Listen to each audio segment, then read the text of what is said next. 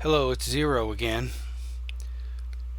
Today I would like to share my thoughts on flat earth and what saved in Revelations means.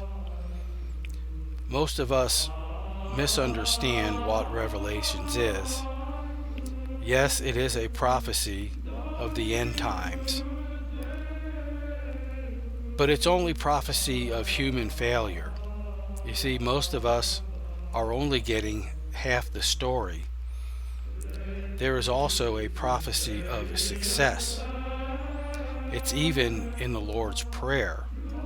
I like to call this prophecy Kingdom Come, because when our work is done, earth is as heaven. But this is the prophecy that no one likes to talk about. To be saved is actually to be salvaged. And in Revelations, God is just sending Jesus on a salvage operation. But how is it that people can't see it that way? Well, that gets complicated. But basically, we are educated to misunderstand Scripture. I know that's a bit of an oxymoron, but when we go to the Bible, we are strapped with preconceived conceptions that we just can't shake off. This is why Bible thumpers were not able to figure out the unmovable plane on pillars, most of which still today will not come and admit to this. But the deception goes much deeper than that. With today's indoctrination, anyone who starts reading the Bible will wind up doing just the opposite of what the Scripture is actually saying. And this is so because our society is run by evil, and this is who we serve. But we deny this like someone with a drinking problem denies his problem. Like everyone always says, the first step is acknowledgement. That's why the most important part of this is to overcome evil. We absolutely have to overcome evil to be successful in our endeavors. And flat earth is the perfect thing to do this. With flat earth, we can catch everybody with their pants down. And we have the evidence to do it. Everyone says you can't prove flat earth. Well, that's just nonsense. It's easy to prove. It's very easy to prove. But most won't get to that understanding.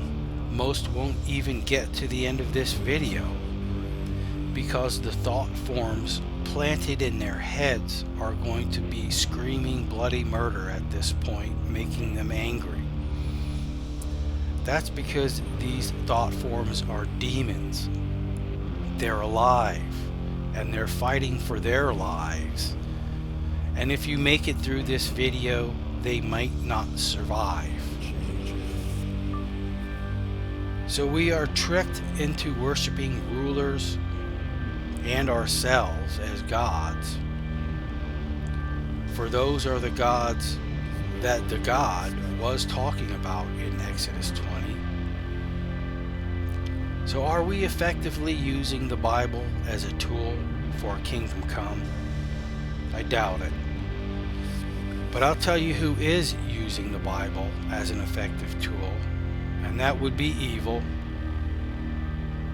Notice how the Bible is always displayed with these precision tools in all their Masonic artworks. And that's why we're on the road to Revelation and not Kingdom Come. Yes, they have tricked us, and they have inverted Scripture. Here's an example of just one twist of the Bible. One of many, but a good one. In Exodus 3:14, Moses asks God, who should he say sent him when he goes back to Egypt? Now, if God wanted us to know his name, he had the perfect opportunity to do so right there. But he doesn't do that. He just says, I am that I am. And you can say, I am sent you. But Moses didn't go back to Egypt and say, I am sent me. That would be ridiculous. Because he knew that God was just trying to say that he is everything. And that he is because he is. And he knew Moses was too far from his kingdom, as we are today, to understand the name of God. Later you get so-called Bible scholars retranslating I am to Yahweh from the dead language biblical Hebrew. So now people are running around saying I am instead of God without even knowing what they're saying. This is actually significant if you know anything about the trickery of the legal system. So we can't conceive what God is, and he can't exist here, and we can't exist in heaven. That's why he created Jesus. Some call him the Son of God. I like to say the light of God, for he is more like God's avatar.